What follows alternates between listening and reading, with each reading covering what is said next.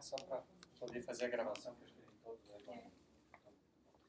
podem aí. O que ele está contando? Tem 3, 6, 7. Você tem um número mágico de 3, é isso? 13? Estão participando?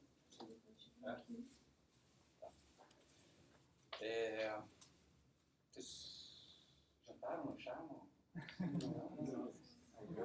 Eu também não, então eu... Pode passar de slide. Eu olho isso aqui e vai me dando água na boca, aqui, mas é só para mostrar qual que é a ideia da conversa aí de hoje. Como o Fábio não está por aqui, estamos fazendo uma inversão, alguns outros aspectos aí do projeto, do cronograma, alguma coisa assim, a gente deixa mais para o final, tá? Que aí ele junto aqui consegue ajudar a organizar um pouco as ideias, que algumas datas eu não lembro muito bem qual elas são aí, como a gente precisa fazer. Mas eu chamo esse tipo de conversa aqui de X-Tudo, porque a ideia é falar sobre muitos aspectos, diversos aspectos. Aí a gente está focando aqui no desenvolvimento de software educacional, então uma mistura, vamos falar sobre desenvolvimento de software educacional e também sobre o projeto que vocês estão participando, né, fazer uma mistura disso tudo aí.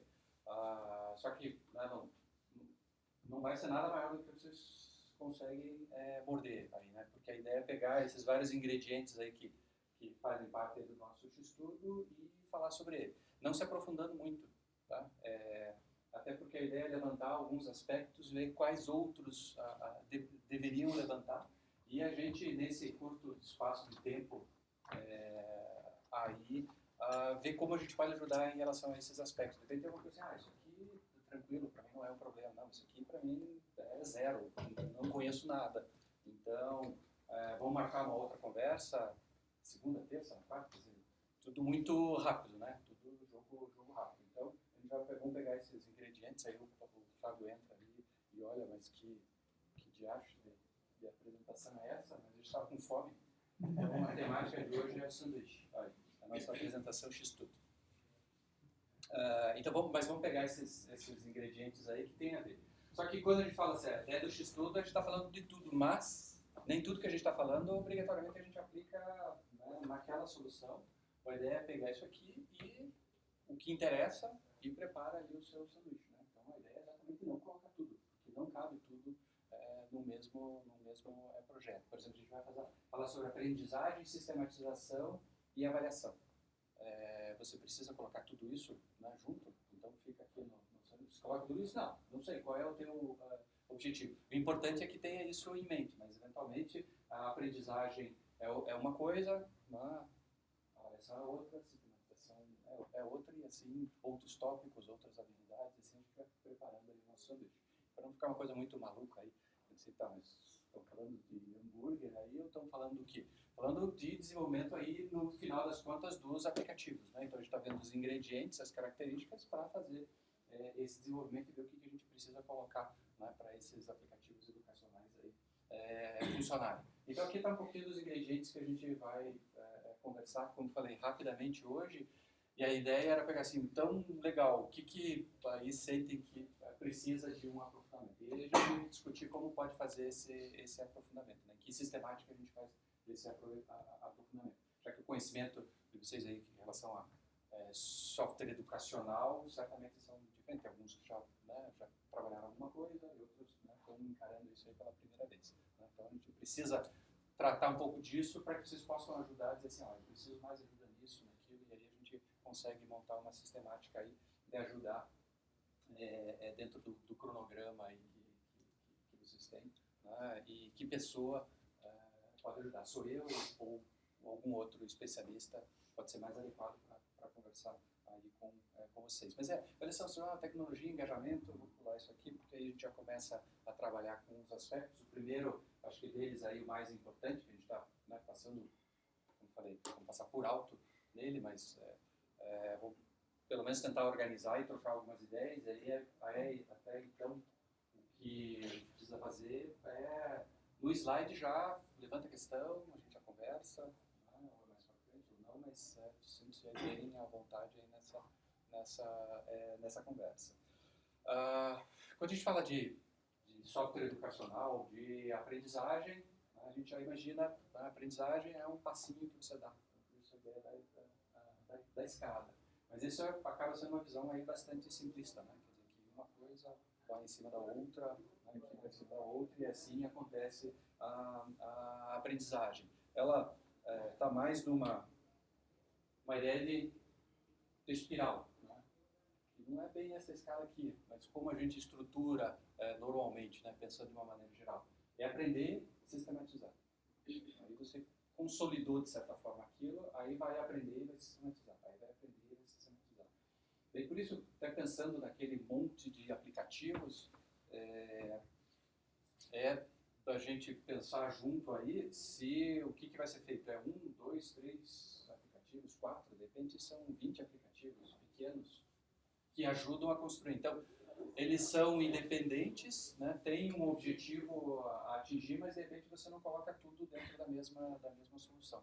Tá? Mas eles foram pensados ou arquitetados, né, eles estão conectados e têm o objetivo de fazer com que você vá aprendendo mais, vá desenvolvendo as suas habilidades. Né? Mas tendo esse cuidado que eu preciso segurar um pouco, né, e sistematizar para preparar o próximo passo. É por isso que assim, a espiral é que a gente usa aqui, entende que é mais apropriado, porque primeiro a gente está ampliando, né?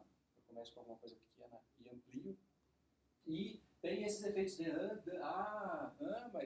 sabe? Isso precisa acontecer. O que não pode acontecer é aí não vai ter nenhum, né? E aí já está longe demais. Então, por isso que a gente precisa encontrar esses passinhos aí. Por isso que faz... não é esquisito imaginar que tem 25 aplicativos pequenininhos, tem 30 aplicativos pequenininhos. Né? Porque cada um você pode dar uma abordagem completamente diferente. E quando você está trabalhando também, permite que você possa não ter que se preocupar em ter um enredo que consolida, que é uma coisa que acaba dando muito trabalho e às vezes não vale a pena. Ou se esgota aquele enredo. Né? Falando de enredo, o enredo do jogo, o enredo da atividade, que você começa a contar uma história e tem os personagens. Sabe, de repente aquilo esgota, ou dá muito trabalho de você tentar organizar aquilo e fazer com que ele tenha um sentido e que vá construindo essa aprendizagem. Então, o que a gente quer fazer são rápidas interações, né? Como é que é isso aqui? Mas eu estou prestando atenção, né? Não é? Estou prestando atenção. Ah, tá. Isso aqui, legal. Então, volta a prestar atenção. Então, essa ideia de aprender, de sistematizar, e aí a gente vai seguindo. Só que, como a gente está tentando ajudar nessa aprendizagem, imaginando lá um monte de aplicativos desenvolvidos, como eu ajudo, né, a essa criança, como eu ajudo esse aluno no processo, especialmente porque a característica do nosso desenvolvimento é que o modo de uso é sem o professor ajudando ali ao lado do aluno. Ele pode até aparecer, mas de acordo com o requisito do prêmio que a gente está participando, né, desse desafio que a gente está participando, é que a solução não pode exigir a presença de um educador, a presença de um professor. Né? Isso já seria questionável do ponto de vista pedagógico, então se a gente vai falar com um pedagogo e dizer, mas então isso não dá. Não sei, por isso é um desafio, né? Você conseguir fazer com que tenha resultados. Por isso que a gente precisa mesmo como professor, né? Isso é a ação do professor, mas como a gente está usando como ferramental de apoio o dispositivo, a gente dá uma olhada ali que eu preciso de um guia que é o avaliar. Para que serve a avaliação? Né? Ele acaba sendo uma burocracia necessária para eu saber sentir se está próximo para dar o próximo passo, o próximo giro, se ele está preparado para isso. E aí é que cada um tem a sua velocidade diferente, né? Pela sua bagagem, pelas suas habilidades, pelas suas aptidões, pelos seus interesses, é que isso vai acontecer em velocidades diferentes. E é o grande problema hoje da escola, né? Que você coloca todo mundo junto e eles têm que subir no mesmo elevador. Né? Sobe no térreo, aí no final do ano, ok, primeiro andar. Aí desce todo mundo, volta das férias, entra todo mundo, sobe, agora tem que... E não acontece assim, né? O ser humano, as crianças vão ter velocidades, aptidões e interesses que são diferentes. E até uma outra maneira de tratar isso é imaginar que você está tô construindo o prédio, né? Se é o elevador subindo todo mundo junto, então pensar diferente, se é o prédio. Tá? E vamos imaginar que tem a escola, tem escola com nota 6 para você poder, né, ter autorização para subir para o próximo andar, ou 7, dependendo da escola que você tem essa autorização. Mas imagine, você está fazendo um projeto e diz, olha, beleza, essa estrutura aqui do primeiro andar, se tiver até 70%, beleza, nós vamos em frente, vamos fazer o segundo andar. Se tiver até 70%, beleza, vamos para o terceiro andar. Quando chegar lá em cima, é claro que essa coisa vai desmoronar. Tá? Então, por isso a ideia de avaliar para saber assim, será que está, né? Tá na hora dele progredir, ele já está preparado para isso? Será que ele precisa de mais tempo? O bom de você ter vários aplicativos é de você usar sistemáticas diferentes, e uma sistemática pode acabar atendendo melhor um determinado perfil, característica de aluno, ou um perfil diferente, e aí naquela avaliação vai dizer assim, poxa, sinto que é melhor que você brinque um pouco mais com esse outro aplicativo. E outros dizem assim, poxa, isso aqui você já domina, não precisa mais gastar tempo com isso, vamos para frente. Então, por isso essa ideia de aprender a sistematizar, e a avaliação ela entra como um aspecto burocrático. É importante a avaliação? Bem, no mundo ideal a avaliação não seria necessária. Você aprende e segue o seu caminho. Mas como a gente está tentando ajudar, é importante a gente monitorar. Então, por isso que avaliar também, se a gente conversa com o pedagogo, é um assunto, né, que aí dá raios e trovoadas, se é necessário ou não é necessário. Bem, eu entendo que, se você quiser acompanhar, de alguma maneira você tem que avaliar. E um outro princípio, se a avaliação é boa, se é uma avaliação bem organizada, a aprendizagem consequentemente acontece. Ou seja, ter uma avaliação ruim, provavelmente vai levar a uma aprendizagem que não é adequada. Se você tiver uma boa avaliação, essa aprendizagem vai ser adequada. Então, muita crítica que se faz sobre a avaliação é porque é uma avaliação ruim. Então, é claro que ela vai promover aprendizagens que não são tão interessantes aí. E esse, né, foi num aspecto bem geral, mas não quis pegar, me abraçar em questão mais pedagógica, então peguei esse outro autor aí, que é o Benjamin, que ele já há muito tempo, isso aqui, acho que é 1900, não coloquei a data ali, mas deve ser 1955, aí, ele propôs essa taxonomia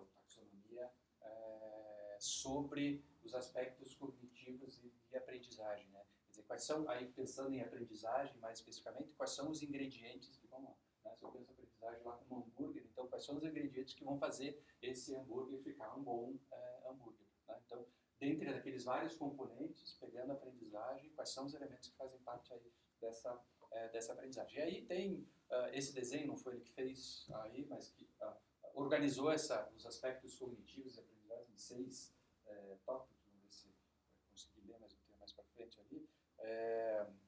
Conhecimento é 1, compreensão 2, aplicação 3, análise 4, síntese 5 e a avaliação, não uma avaliação de teste, tá? Mas uma avaliação sobre o que você já aprendeu, fica como um 6. Mais ou menos imaginando uma ordem, mas ali já vejo a tal da espiral de novo, né? Essas coisas vão se repetindo uma série de vezes, mas que vão se consolidando para promover a aprendizagem. Então, seriam os vários aspectos que estão relacionados aí com a aprendizagem. E em dezembro, lá no finalzinho do ano 2000, esses autores aqui resolveram revisar essa abordagem aí da aprendizagem. Tá? E aí definiram, o do Bloom original está à esquerda e essa revisão aí está à direita. Mas veja, na ideia é apresentar meio como essa pirâmide aí que você tem a ver com as necessidades cognitivas. Né? Então você tem uma base que você precisa, que é o conhecimento, para depois compreensão, aplicação, análise e lá no final aí a avaliação. O que mudou, eles repensaram ali, avaliar acontece um pouco antes, e no final, assim, o aspecto cognitivo mais elaborado seria a condição de criar. Tá? Porque quando você consegue, baseado naquele conhecimento, né, você consegue criar alguma coisa, aí sim você vai dizer assim, legal, aprendeu, né? Eu consegui fazer. Por isso que também vai falar com o pedagogo, vai falar com o educador, ele fica batendo, não, mas ele precisa construir, ele precisa fazer coisa, não só consumir. Ou seja, né, ele tem que sair do conhecimento ou da revisão, diz ali até para deixar mais claro, que é lembrar. E é um ponto até um aspecto importante, porque você precisa lembrar de coisas, né? Que também é às vezes um debate que que acontece de educação mas é necessário decorar? Né? Sim, algumas coisas você precisa de lembrar. Se você não lembrar, você não tem uma base para que você possa fazer, né, ter experiências, né, ou fazer considerações mais elaboradas. Né? Você precisa também lembrar de algumas coisas, não de todas as coisas. Né? Você não precisa lembrar de datas, né? Mas algumas coisas você precisa, que são instrumentos que você utiliza, né, para resolver problemas. Né? Isso precisa ser lembrado. Então, colocou lembrar e como em cima o criar. E hoje até tem se falado se o avaliar não tem alguma coisa mais a ver com ser criativo, né? Ter criatividade, não só avaliar sobre, né, trabalhar sobre as coisas que você aprendeu, mas sim conseguir transcender de uma forma muito diferente o que você aprendeu. E, de novo, se a gente começa a entrar nisso aqui, pensa da base até você chegar no aspecto de mais alta cognição, mas a gente fala assim, não, é o contrário. Né? O que é mais importante é criar. Né? Então, se você começa a criar, e no final você acaba lembrando das coisas, porque você usou aqueles instrumentos. Então, sei lá, a gente não vai chegar nunca a uma, né, resposta única. E aqui, né, que vem aí o ponto importante aí do nosso estudo, intuição, o método, ele vale muito quando você está desenvolvendo. A gente acredita em algumas coisas, a gente, né, analisa a metodologia, mas tem pessoas que dizem coisas que são antagônicas, são bem diferentes. Né? Quem exatamente está certo? Educação é uma coisa difícil de avaliar, porque tem muitos aspectos que estão relacionados. Então é difícil você dizer assim, né, sempre sofre disso. Vou avaliar se esse software de educação trouxe resultado. Né? Como é que eu faço essa avaliação? Então, você pode usar uma sistemática, né, tradicional ali de avaliação, você tem essa amostra, controle e tudo mais, a estatística ajuda isso. Só que aí você começa a ter um monte de outras variáveis, como, por exemplo, só ter colocado o dispositivo já pode ter feito uma transformação naquele grupo de alunos. Então, o que foi? Foi a aprendizagem que o dispositivo, o software que foi desenvolvido promoveu?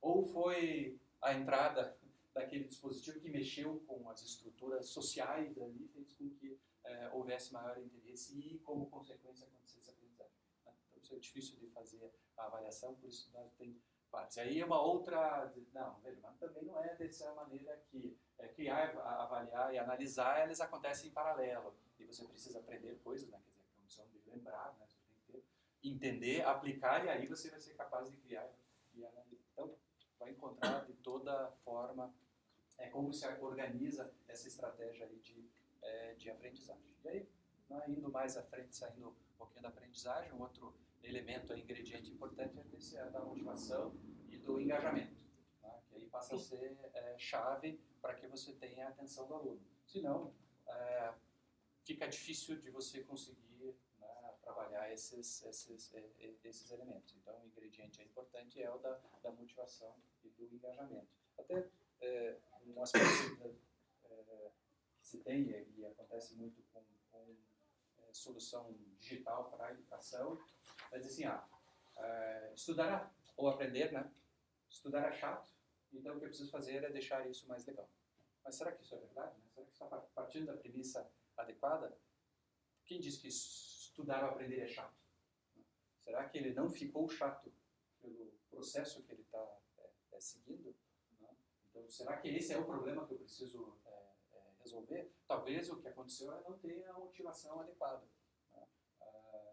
E aí, a partir disso, você consegue trabalhar a aprendizagem. Então, por isso que a motivação ela acaba sendo um aspecto extremamente relevante, né, quando a gente está falando aí de educação. Né? Esse engajamento ele é fundamental. E aí, o Fábio, sabe quem é que disse essa frase aí? Você lembra? Sabe quem disse ou não? Esse tema das antigas, mas é um educador. Aí não, esse é o Lucas. O Lucas. O educador, né, isso aí quando a gente começou a trabalhar com desenvolvimento de software educacional aí, mais de 20 anos atrás, né, quando começou esse movimento de software educacional, ele começou forte aí em Israel, né, tinha bastante gente que começou a trabalhar e depois foi saindo para o mundo, né, e trabalhar com software educacional. Mas todo jogo é educacional, menos os jogos educacionais. Por quê? Porque aí ele pretende pegar aquilo que eu disse, isso dá chato, então eu vou tentar pegar uma coisa que é chata e fazer ela divertida. Pô, mas esse não é o princípio do jogo. O jogo você joga porque você está motivado, você está engajado. Tá? Essa é a característica do jogo. Então, na maneira que você pega, né, e coloca aquilo que é chato com uma tentativa do enredo para que fique interessante, aí a coisa já não fecha. Ou seja, você não atinge nem uma coisa nem outra. Porque quando você está jogando, você está desenvolvendo habilidades. E se você está engajado, você vai aprimorando aquelas habilidades, vai construindo. E a espiral vai acontecendo, você vai melhorando, você vai tentando de novo, você vai fazendo, vai criando estratégias, vai aprendendo coisas novas, vai conversando com as pessoas, vai pegando dicas. Quer dizer, a coisa vai fluindo, ela vai acontecendo, de uma maneira natural. Mas por que natural? Porque você está engajado e está prestando atenção naquilo e aquilo é uma coisa interessante para você. E aí pega o jogo, o educacional, põe a educação no meio, né? A educação está aí, isso aqui eu não sei, mas aí eu ganho ponto, perdi, putz, mas aí não... E aí você não tem nem o desenvolvimento das habilidades de jogos e também não atinge o objetivo educacional. Né? Então isso aconteceu e ainda acontece. Então na hora até de fazer essas referências de software, a gente precisa analisar um pouco disso. Ainda se acha muito do jogo educacional, onde a parte educacional ela acaba entrando, né, forçando na força bruta, tentando fazer com que isso aconteça. E aí tem, né, um pouco, fala disso, de não sei quem gosta de brócolis ou não gosto de brócolis, mas diz assim, eu não gosto de brócolis, não gosto. Mas você tem que comer, então vou botar chocolate. Vai ficar uma delícia. Né? Então, esse é o segredo de fazer o jogo. Quando você está planejando aqui, vai pegar uma coisa ruim e simplesmente vai botar um molhinho em cima para ficar legal, não vai funcionar, você vai gastar tempo. Tudo bem, pode ocorrer algum tipo de aprendizagem, mas não é o objetivo que a gente tem, não é o de melhora que a gente pode fazer. Já que eu encontrei umas crianças na internet botando alguma coisa, esse negócio fica gostoso, né? Mas eu não quis experimentar, eu não gosto de próprio. Né? Aí aqui fica, né, veja, é software que tem aí. Né? Tá lá, 2 mais, aí você arrasta o balão. Divertido, tem macaco. É legal, né? Demais, sabe?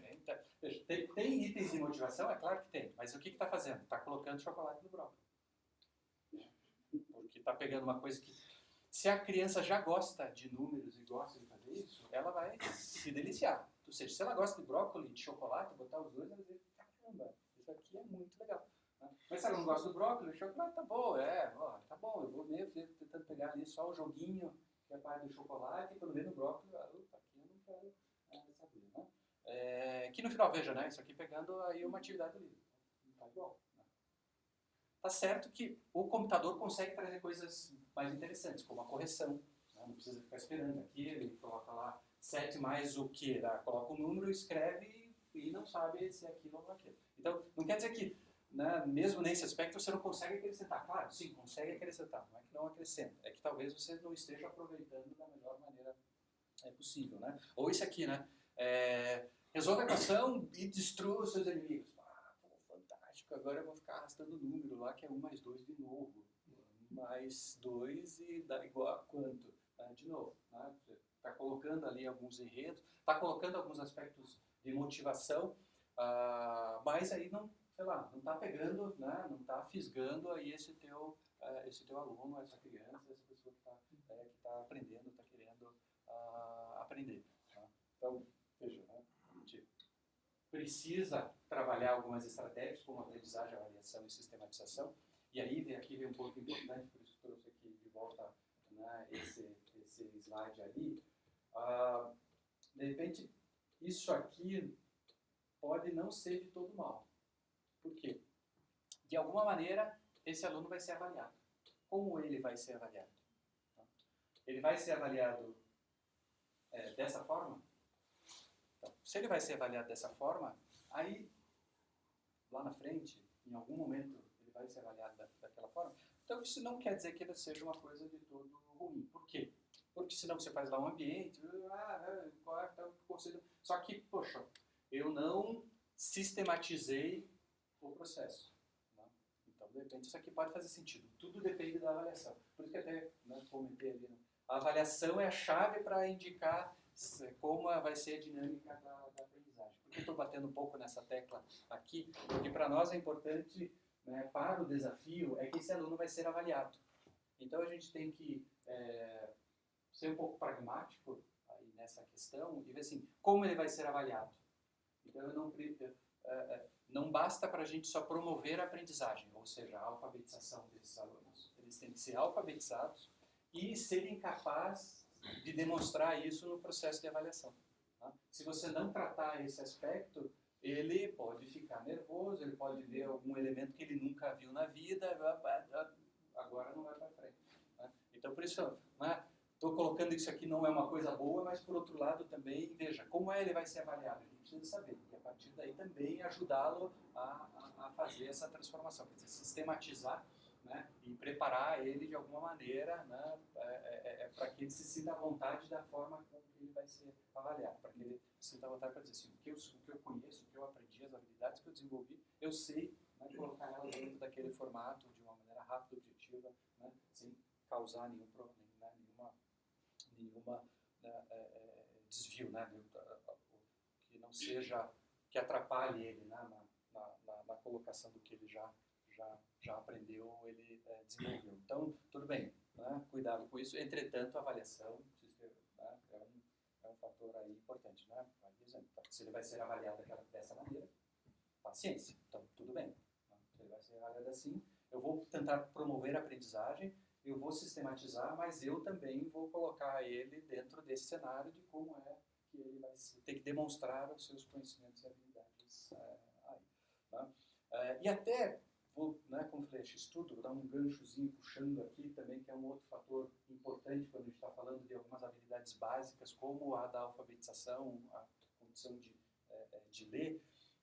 Tem um movimento já há algum tempo nos Estados Unidos, que chama-se de Facts, onde ele coloca que, e tem um sentido, né, aí nisso, não é totalmente maluco, de que operações matemáticas, soma, subtração, multiplicação e divisão, que são os tais dos math facts, precisam ser feitos de uma maneira rápida.